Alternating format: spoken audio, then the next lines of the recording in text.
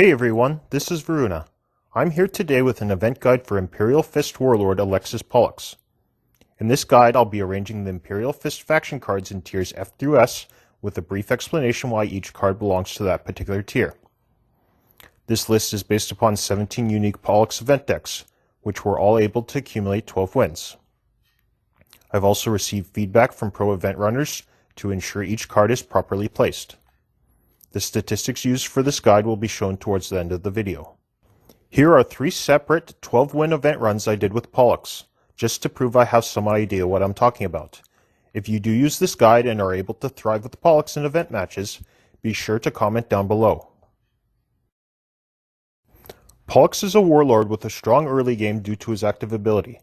You'll want to capitalize on this with cards that complement his aggro playstyle. I suggest before doing any event run that you have at least 300 gems for rerolls while drafting. Without further ado, let's start off with F tier. All the cards placed here are fairly bad and should be avoided when drafting. Starting off F tier is Shield Charge. The fact that it targets a random enemy and it relies on Bastion to deal damage makes this an inconsistent, bad card. Sergeant Tylaeus. While he has decent stats, Tylaeus is outclassed by all other 3 energy troops in his faction, thus there is no reason to pick him. Resolve of Stone. Giving Bastion 4 and Frontline to a troop for 5 energy is completely overpriced for this effect. Agathon Falchion. You're going to finish most games well before turn 10, and even if games do last that long, you're way better off with Defender of Terra instead. Moving into C tier, these are decent cards that are fine additions if they compared with higher tiered cards. The first C tier card is Alexis Support. Not a bad card, it can help your structures survive longer and is cheap enough to play on most turns with other cards. Garadon Squad. It's a low cost card and it complements well with Bastion stacking cards. Serlach Squad. Good stats for a 2-drop. Buff is nice for lower health units, not much else to say. Preemptive Strike. Works well on buffed Gorhagen Squad, or other high attack Astartes. Sadly it doesn't work on vehicles or infantry though. Shield Cover. It's a decent buff for a frontline unit or structure, and 2 energy for a draw isn't bad. Himalayan Architecture. It's best used with at least 3 structures on the field, and usually seals your victory in that situation. However, it's a bad card to draw when you're behind. Sustained Barrage. On a field with lots of structures, it can help turn the game in your favor.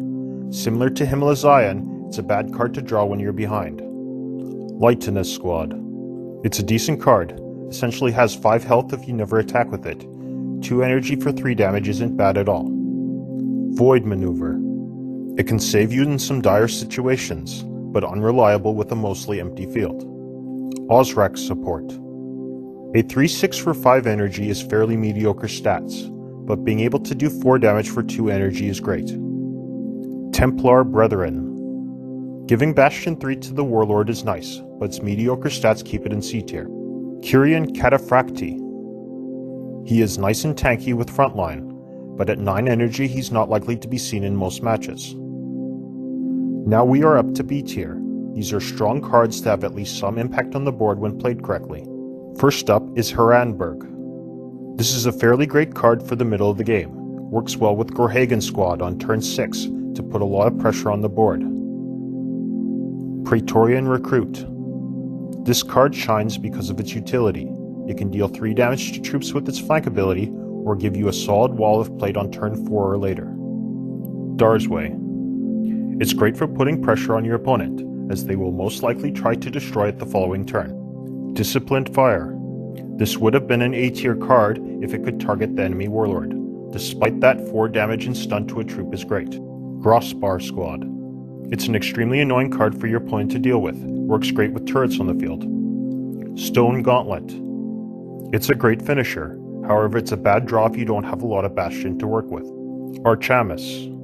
It is unfortunate that Archamus only boosts Astartes, otherwise he would be placed much higher in the ranking. Phalanx Warders. These are great at protecting structures, but cannot really be used defensively. Verklosh Whirlwind. It's great if it hits crucial targets. A bit heavy cost for Polux who wants lots of small troops though. Assault Echelon. It can swing games in your favor, however it's likely to be destroyed the turn after it's summoned. The First Wall. It has great defense for its cost, but it's vulnerable to hard removal. It can quickly snowball if not dealt with. Captain Lexandro. This is a great card with a few units out, however it's quite costly for Pollux. Justikai Gunfried. It's great if you can play it with several units out, but underwhelming if played alone. Phalanx. Its 8 cost is a bit pricey, but it can help you turn some games around. Defender of Terra. You will finish most games well before turn 10, but this can help you rebound if your field is destroyed late game. Moving into A tier, these cards have incredible effects to help you control the board. Starting off A tier is Fortification Mastery. This card can snowball the game quickly, just make sure you protect the turrets when summoned. Sergeant Ahmand. Frontline with Bastion 2 makes him excellent for protecting your field. You can also use Ahmand to attack the enemy warlord once to give Bastion 1 to all your units. Gorhagen Squad. He can quickly swing games in your favor. In most matches he will be played as a 5-6 or higher.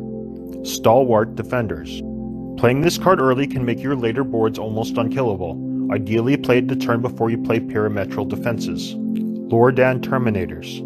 He is an immediate threat when summoned, and can quickly turn games in your favor if your opponent can't destroy him right away. Retribution. All Imperial Fist decks will want at least one of these to deal with problematic enemy troops. It has incredible value if you can play it at 1-3 energy with its effect.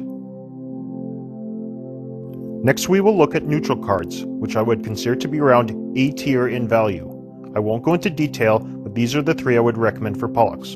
Finally we arrive in S tier. These are unambiguously Pollux's best cards to draft, and have the most impact on the board when played. Starting off S tier is Kestros.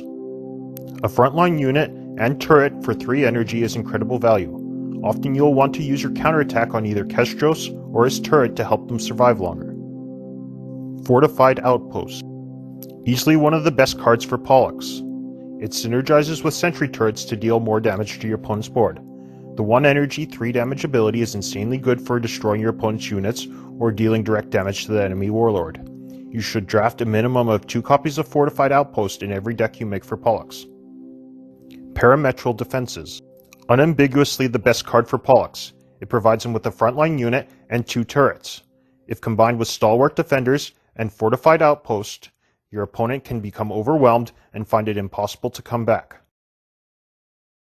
These are the 17 12-win Pollux decks that were used to judge each card's value, along with the pick rates and the average number of copies found in each deck.